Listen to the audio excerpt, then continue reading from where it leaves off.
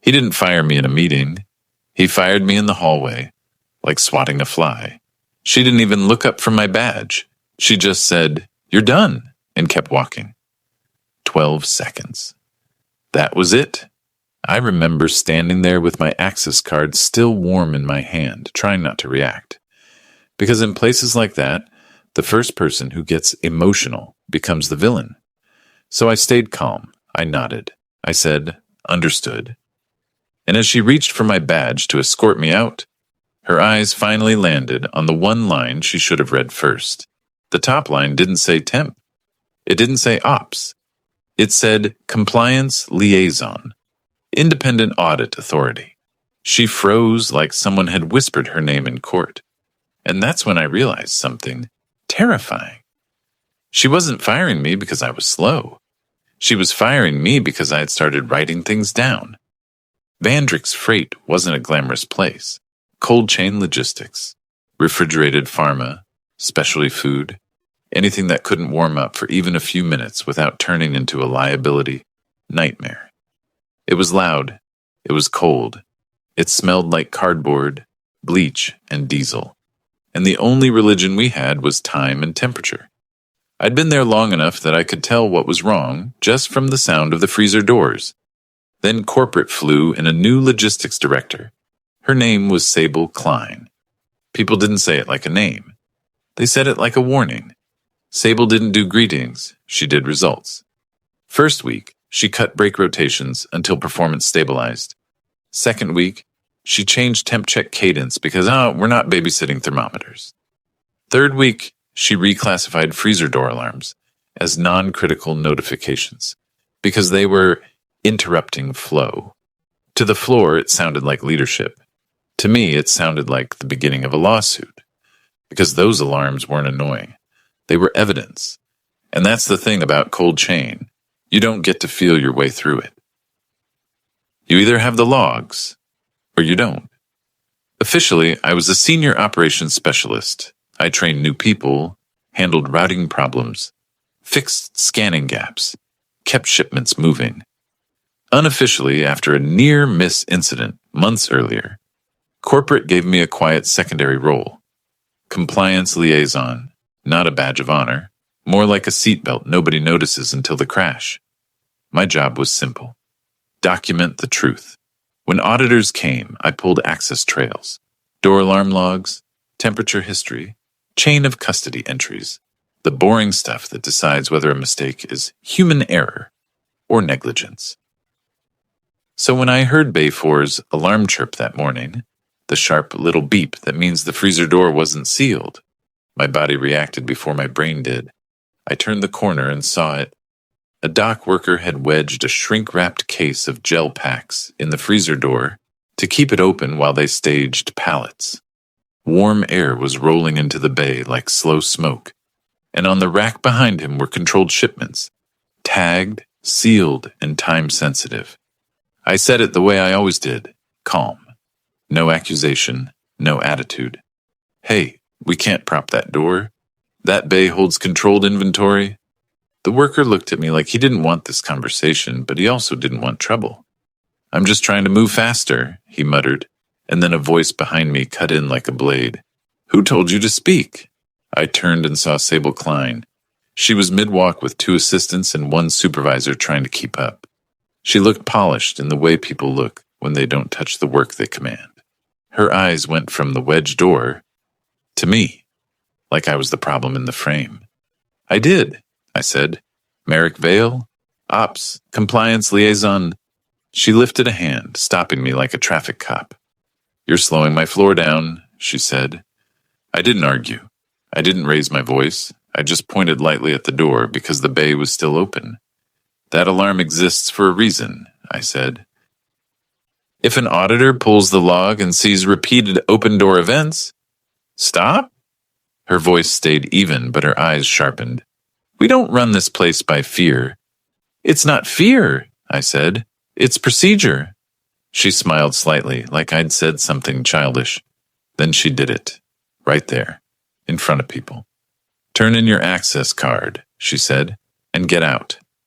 No HR, no meeting, no paperwork, Just a public execution in a hallway that smelled like disinfectant and cold air. The dock worker stared at the floor. The supervisor suddenly found something urgent on his tablet. One of the assistants pretended she didn't exist. And I felt the familiar impulse rise, the one you feel when someone humiliates you and your body wants to fight back. But I didn't, because I'd seen what happens to the first person who gets emotional. They don't get justice. They get labeled. So I nodded. Understood, I said.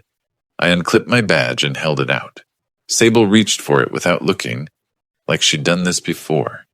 And then her eyes fell on the text, not my name, the title line. Her hand stopped midair. The colors shifted in her face so quickly it was almost comical. "What is that?" she asked, suddenly too sharp. "It's my badge," I said, "issued by corporate after the Norvale near miss." She hated that I said Norvale out loud. Everyone remembered that incident. The whispers, the hush meetings, the legal hold emails. Sable blinked once, then snatched the badge from my hand and read it again, slower. And at the bottom, in smaller print, was the line nobody likes to see. "Do not escort without legal." She looked up at me like she was seeing a different person. Then she leaned closer and lowered her voice, so only I could hear. "You should have told me what you were." I kept my face neutral. "I was trying," I said. The silence between us wasn't awkward. It was dangerous, because that was the moment I understood what this really was. She hadn't fired me because I was slow. She fired me because she didn't want to witness with authority to preserve records. And she had just done it, in front of half the building. Sable's jaw tightened. "Fine," she snapped, loud again, re-grabbing control. "Then you can leave through the office. Now." As she turned away, I watched the dock worker quietly pull the gel packs out of the door and seal it shut. He didn't do it because Sable told him. He did it because he finally realized someone was going to be held responsible for that door, and I didn't know it yet. But by the end of the week, that person wasn't going to be me. But that was just the beginning. I didn't get walked out by security. That's what surprised me, because Sable Klein wanted a show. But the second she read my badge, she stopped wanting witnesses.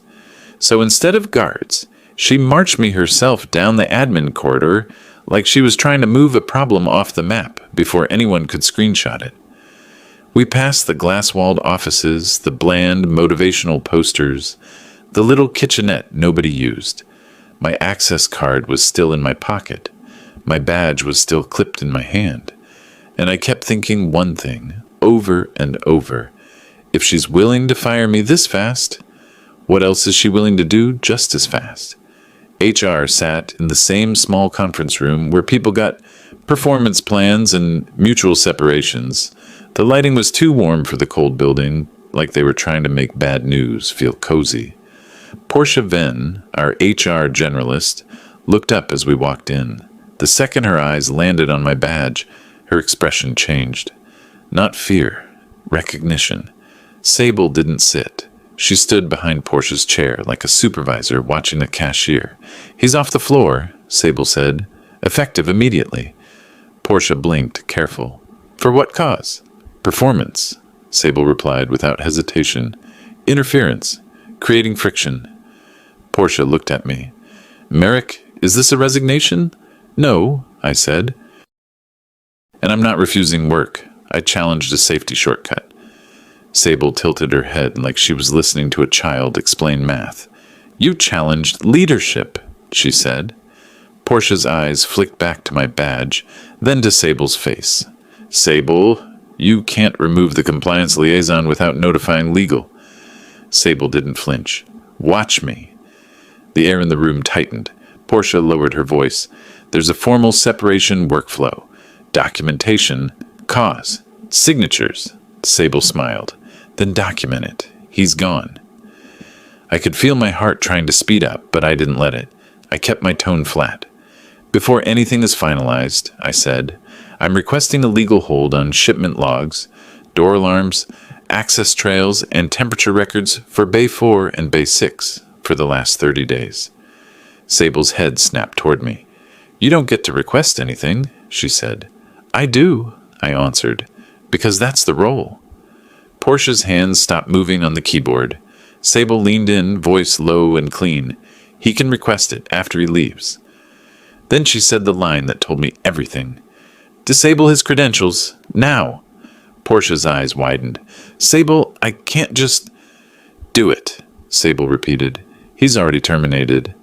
I stared at her for a second, and it was like watching someone commit a crime in slow motion. Not because they're stupid, but because they're convinced nobody will stop them. Portia swallowed hard. I have to call counsel, she said. Sable scoffed. For a floor problem? Portia looked up at her, and for the first time, her voice gained a little steel. For a legal risk. That was the turning point. Because HR doesn't fight directors unless they're afraid of what the record will show.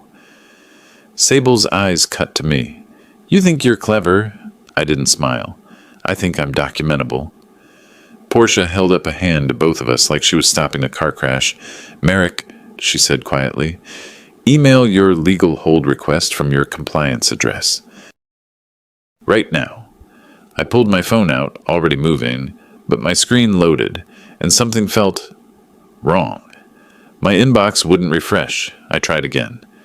Error. I opened the company authenticator. It spun, and then kicked me back to login, and that's when Portia's computer chimed. A system notification popped up on her monitor. The kind HR usually pretends you can't see. User access revoked. Sable didn't even try to hide it. She looked at Portia. Good. Portia's face went pale. I didn't raise my voice. I didn't slam the table. I just nodded slowly, like I was recording it in my head. Because now it wasn't a firing. It was an attempt to cut off the person asking for preservation. Sable turned toward the door. Conversation's over, she said. He's off property. Portia didn't move. She just stared at her monitor like it had turned into a courtroom transcript. I stood up calmly, placed my access card on the table, and said the only thing that mattered. Portia, please note the exact time my credentials were revoked, and who ordered it, immediately after I'd requested a legal hold. Sable stopped, mid-step. Her shoulders tightened. Portia's voice came out small, but clear. I will. Sable's eyes burned into mine for a second. Then she left. No final speech. No threats. Just the sound of heels clicking away like she could outrun a timestamp. I walked out on my own. No escort, no security. Because Portia didn't call them, and Sable didn't want anyone else involved. Outside, in the parking lot, the cold air hit my lungs like a reset. My phone buzzed. A text from an unknown number. Call me. Now. Then another message appeared. From Orrin Thatch, the risk and insurance manager. The one guy in our building who treated paper trail like oxygen. I stared at his name like it couldn't be real, because I hadn't spoken to Orrin in months, and yet somehow, he already knew.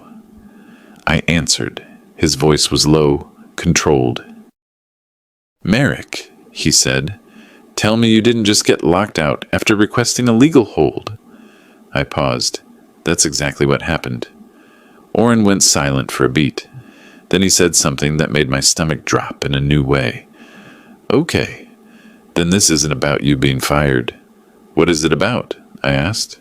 Orrin exhaled once, sharp. It's about what she's trying to erase. And I didn't know it yet, but that decision would cost them everything. I didn't drive home right away. I just sat in my car with the engine off, watching people walk in and out of Vandrix like nothing had happened. Forklifts beeped. Trucks docked. The building kept breathing. Meanwhile, my entire identity inside that place had been shut off with a button, and all I could think was, they move too fast. When companies fire people, it's usually slow and messy. Meetings, signatures, HR scripts. Even when it's unfair, it has paperwork. What happened to me was surgical. 12 seconds on the floor, and within minutes my access was dead. That wasn't impulse. That was fear. My phone buzzed again. Orrin didn't text Fluff. Where are you? Parking lot.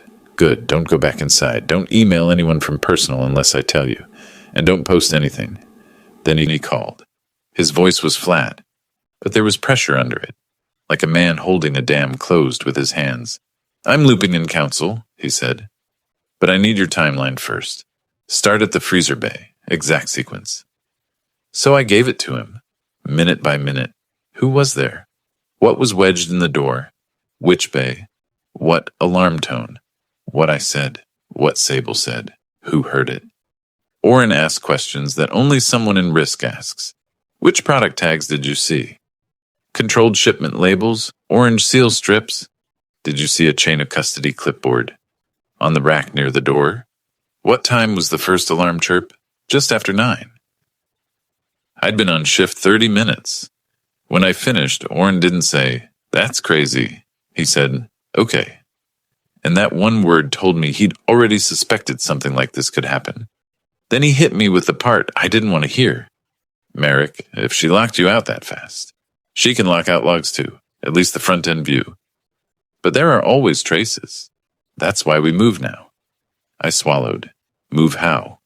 Oren exhaled. "You're going to write an incident statement from your personal email to me. Sworn language. No emotion, no accusations, only facts." "Is that allowed?" I asked. "It's allowed when regulated product is involved," he said, "and when someone tries to cut off preservation." My hands tightened on the steering wheel. "So you think she's... what? Cleaning up?" Oren paused, choosing his words like a lawyer without being one. "I think she's trying to keep productivity metrics clean," he said. "And I think she's been doing it long enough that she panicked the second you requested a hold." I stared at the building, because suddenly everything made sense. The reclassified alarms, the reduced temp checks, the obsession with speed. It wasn't leadership, it was cover. Oren continued. "Listen carefully. I'm sending you a secure link. You'll upload your statement. Then counsel will issue a preservation notice directly to IT and security. That means no deletions, no backdating, no maintenance. If anyone touches logs after that, it becomes a bigger problem." I nodded even though he couldn't see me. "Okay. And Merrick," he added, "do you still have your badge?" "Yes." "Good. Photograph it, front and back, and write down the exact time Portia's screen showed your access revoked." I closed my eyes, because he wasn't treating this like an HR dispute. He was treating it like the opening minutes of an investigation. I hung up, opened my notes app, and started building the timeline the way I always had. Only this time, I was writing it as my lifeline. At 10:15, I submitted my statement. Tight and clean. No drama. At 10:20, I sent the badge photos. At 10:22, Oren replied with 2 words, "Counsel engaged."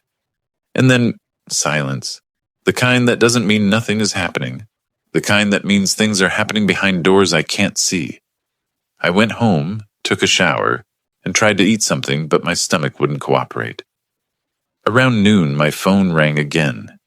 Unknown number. I answered. "Mr. Vale?" A woman's voice, calm and sharp. "This is Naira Hollis, outside counsel assigned to Vandrix Risk Matters. I'm told you requested a legal hold and your credentials were revoked immediately after." "Yes," I said. "Good," she replied, like I'd passed a test. "Because that's the detail that changes this from employment issue to preservation issue. I need your timeline. Spoken. Start from the first alarm." So I did it again, but this time she pushed harder. "What exactly did she say?" "What did you say in response? Who was within earshot? Which HR room? What time did you attempt email access? What error did you see? Did Portia verbally acknowledge the revocation?" She wasn't looking for drama. She was building a case that could survive scrutiny. When I finished, Naira said, "Do not communicate directly with Sable Klein. If she contacts you, forward it to me. Understood?" "Yes. And one more thing," Naira added. "Did you ever receive formal termination documentation?" "No." "Perfect," she said. "Then as of now, you're not separated. You were attempted to be removed improperly." I felt a cold calm settle in. Not relief, control. Naira continued, "I'm issuing a preservation notice within the hour." IT will be required to preserve raw exports. Door alarm logs, acknowledgement records, access badge trails, camera footage, and any override activity. My throat tightened. Override activity? Naira didn't answer immediately. Then she said, people don't panic about documentation unless documentation is dangerous to them. I stared at the wall in my kitchen, seeing the warehouse in my head.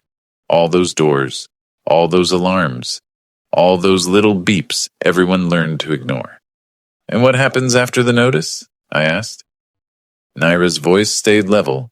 Then we compare reality to the records, she said, and we find out who's been rewriting which part. After we hung up, I sat there for a long moment, listening to my fridge hum like it was mocking me. I realized something I'd never admitted to myself at Vandrix. I'd been trying to keep the place safe by quietly correcting shortcuts. But Sable wasn't making shortcuts. She was engineering a system where shortcuts looked like success. And I'd accidentally stepped into her line of fire. That night, I didn't sleep much. I kept picturing her face when she read my badge. Not anger, not embarrassment, fear. Because she didn't see an employee. She saw a record that could take her down. And that's when I understood the real stakes. This wasn't going to end with me getting my job back. It was going to end with someone losing everything. That was just the beginning. The first sign things were collapsing wasn't a meeting. It was my phone exploding at 6 a.m. Unknown number. Then Portia. Then Oren. Then an email notification that shouldn't have been possible, because my account was still revoked. Subject line, preservation notice. Do not alter or delete records. No emojis, no corporate friendliness, just legal language and a long list of systems nobody on the floor ever thought about. Door alarm logs, acknowledgement events, badge access trails, camera footage, archives, override history, temperature records, shipment, chain of custody entries. And at the bottom, failure to preserve may result in individual liability. I stared at it and felt something click into place. This wasn't an HR drama anymore. This was a fire alarm going off in the legal department. When I arrived at Vandrix an hour later, the building looked normal. Same trucks, same forklifts. But the people didn't. They were quieter, faster, eyes down. Conversations ending when someone walked by. At the security desk, the guard scanned my badge and paused. He looked at the screen, then at me. You're cleared, he said, confused. By who? I asked. He swallowed. Counsel. The word landed heavy. Inside, Bay 4 was sealed tight. No wedges. No shortcuts. The same dock workers who used to laugh at alarms were suddenly closing doors, like they were handling explosives. Portia met me near the admin wing. Her face was drained like she'd been up all night. I didn't sleep, she said. Sable tried to get IT to rebuild the alarm dashboard this morning. After the preservation notice? I asked. Portia nodded, eyes wide. Naira stopped it. She literally walked into the IT room. That image, outside counsel walking into our little warehouse IT corner, told me how bad this was. Portia pulled me into a small conference room. Not the HR one, a different one.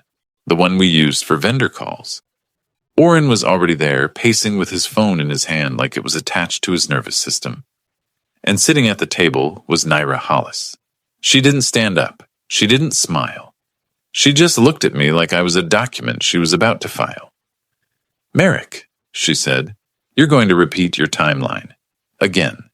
But this time, we're matching it against raw exports.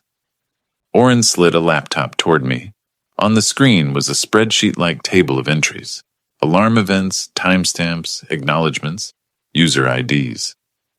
Naira tapped the screen with a pen. Tell me when you heard the first chirp.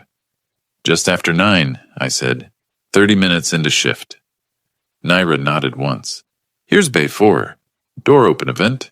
Then acknowledged. She paused and her eyes narrowed like a microscope focusing. This acknowledgement happened in under 1 second, she said. Oren leaned in. That's impossible. A human can't see an alarm, open the panel, and acknowledge in 1 second. Nira's tone stayed level. Correct. It suggests automation or override.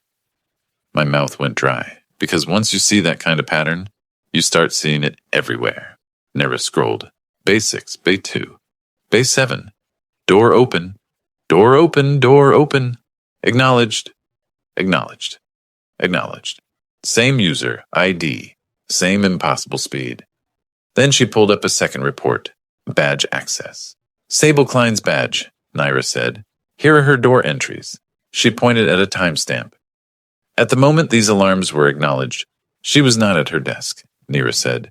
She was inside operations. Portia whispered, Oh my God. Nira didn't react. We are not doing emotion, we are doing facts.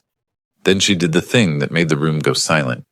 She brought up camera index logs. Not footage yet, just the archive map. These cameras are motion trigger indexed, she said. If someone opened Bay 4 and left it propped, there will be sustained motion at the threshold. She looked at me. Was the door held open for staging? Yes, I said. Gelpacks wedged. Nira nodded and typed something. A request popped up on screen. Footage pull, Bay 4, corridor camera, 9 o'clock hour. Oren exhaled through his nose like he'd just been punched. That's when Portia's phone rang. She answered, listened for 2 seconds, and her face changed. She put it on speaker without asking permission. Sable wants to see Merrick, Portia said quietly. Nira didn't even look up. No. Portia swallowed. She says she's fixing the misunderstanding. Nira finally raised her eyes. Tell her all communication goes through counsel, and if she approaches Mr. Vale directly, security will log it. Portia's voice shook a little. Okay. She hung up and there was a beat of quiet. Then Oren muttered, She's panicking. Nira nodded once. People panic when they realize the story won't obey them anymore. And then, like a switch flipped in the building, the chaos started. IT sent an all-hands notice. No system changes. No dashboard edits. No data exports without legal approval. Operations managers started whispering in clusters. A supervisor I'd known for years avoided my eyes like I was contagious. And somewhere down the hall, I heard Sable's voice. Sharp, controlled, pushing through walls. She's trying to bully her way through counsel, Portia murmured. Nira stood up. I'm going to end that. She walked out like she owned the place, because for that moment, she did. Oren looked at me, jaw tight. Stay here. I didn't. I followed at a distance. I saw it from the corridor, Sable in the admin wing, cornering someone from IT with that same smile she used when she wanted compliance without questions. Nira stepped into the frame. Sable Klein, Nira said, clear and cold. You will stop directing system activity immediately. Sable turned, and for the first time since I'd met her, her confidence looked forced. Who are you? She demanded. Nira held up her badge. Different color, different authority. Outside counsel, Nira said, and you are now on a communication restriction. If you instruct anyone to alter or suppress records after the preservation notice, it becomes personal exposure, not corporate. Sable's face tightened. This is my operation. Nira didn't blink. Not anymore. For a second, Sable looked like she might explode. Then she did what people like her always do when cornered. She tried to rewrite the narrative in real time. This man, she pointed toward the hallway, toward where she didn't know I was, has been undermining performance and creating fear. He's retaliating. Nira's voice didn't rise. It didn't need to. We have his legal hold request, Nira said. Timestamped, before any accusation. That's not retaliation, that's procedure. Sable opened her mouth. Nira cut her off. And your attempt to revoke his credentials immediately after that request is already logged. The word logged hit Sable like a slap. Because she couldn't argue with it, she tried one last move, softening her tone, pretending to be reasonable. We can resolve this internally, she said. Nira stepped closer, just enough.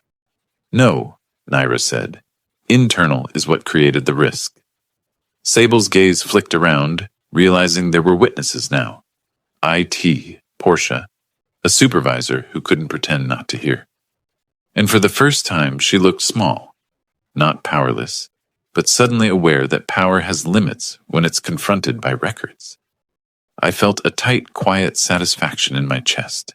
Not joy, not revenge movie triumph, just the relief of seeing reality finally push back. Because in the warehouse world, people act like policies are optional until someone forces them to read the fine print. And Sable was reading it now. Naira walked back toward me and Oren without looking at her again. "We're pulling footage," she said. "Then we interview operations staff. Then we freeze Sable's access." Oren's eyes widened. "Today?" Naira nodded. "Today." I looked down the corridor and saw Sable standing still like she'd been unplugged. And I realized something else. Whatever she'd been doing, it wasn't a one-day habit. It was a system. And systems don't fall quietly. They fall kicking. They fall blaming. They fall trying to drag other people down with them. As Naira returned to the conference room, my phone buzzed. A message from an unknown number. One line. "You have no idea what you just started." I stared at it, then showed it to Naira. She read it once and said, "Good." "What do you mean, good?" I asked. Naira looked me dead in the eye. "Because that tells me she's still trying to control you," she said. "And people who still think they can control you haven't seen the full file yet. When someone tries to end the conversation by cutting your access, that's a red flag by itself. Stay calm, build a clean timeline, and ask for preservation before you accuse anyone. Truth doesn't need volume, only records that can't be edited after the fact. By Monday, Vandrix didn't feel like a warehouse.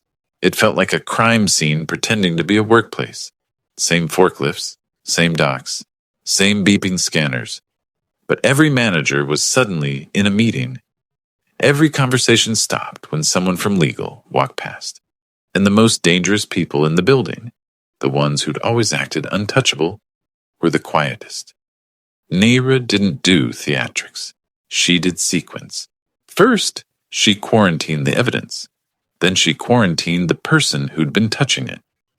Sable Klein's badge was deactivated before lunch. Not end of week, not after we talk, not pending review. Before lunch. I wasn't there when it happened, but Portia told me later. Sable tried to walk through the admin door like usual, and the reader beeped red. She swiped again. Red. Then she looked around like the building had betrayed her. Security approached, polite and stiff, and asked her to step aside.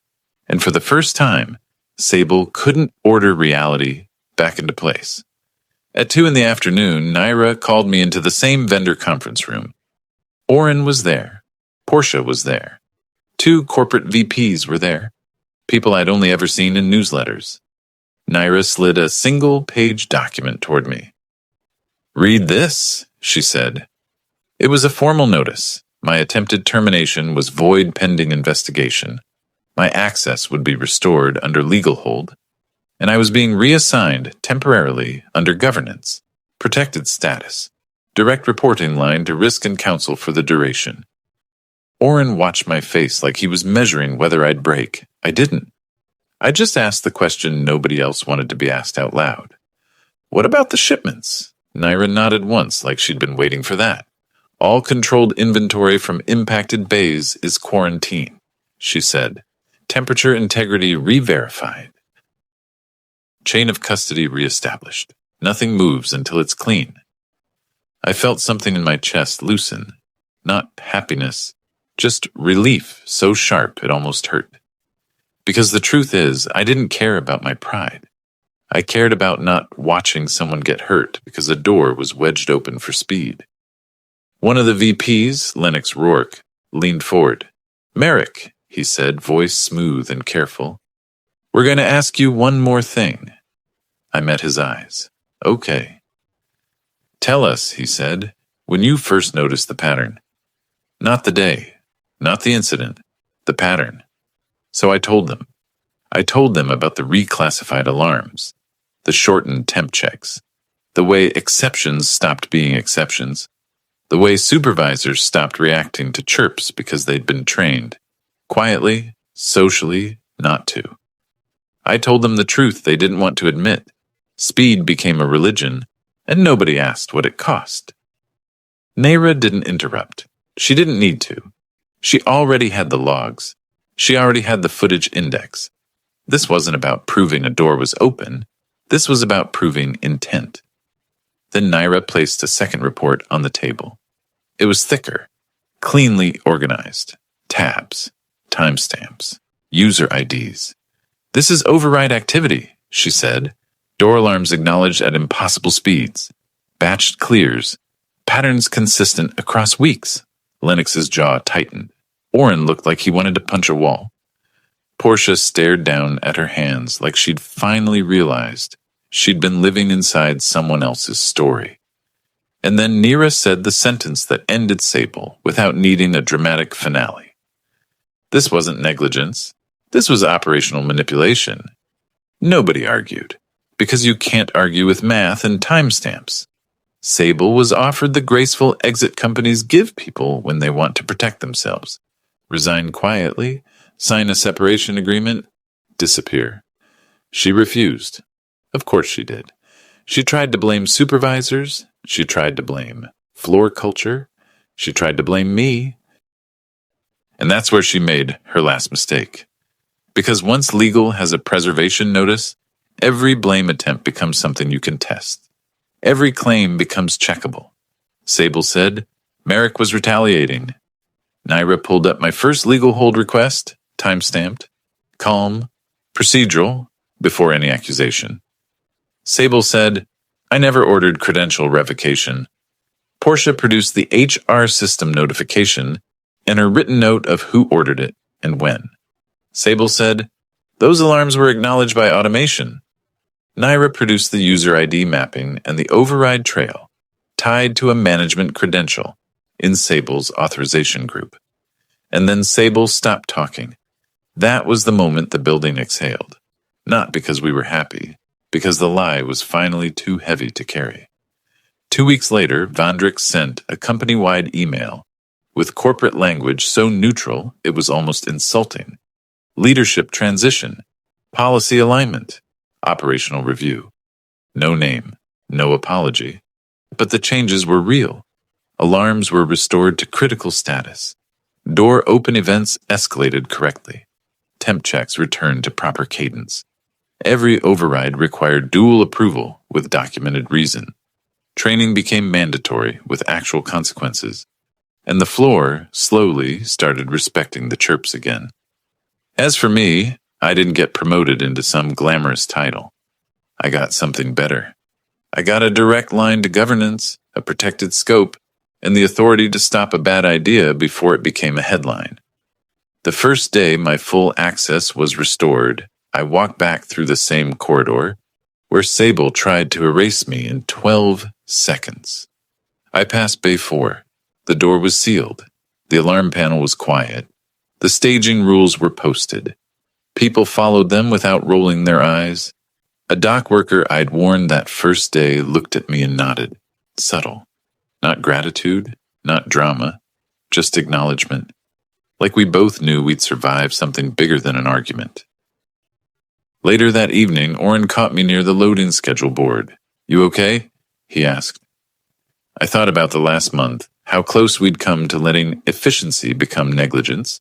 Then I said the truth. I'm fine, I told him. I just don't want to be surprised again. Oren nodded. That's the right takeaway. And that was my real ending. Not revenge, not a speech, control. Because she tried to end my job in 12 seconds. But what she really did was hand me the only weapon that works in places like that. A timeline, a clean record, and the patience to let the truth do what it always does when you preserve it properly. It eventually wins, even when someone powerful tries to walk past your badge without reading it.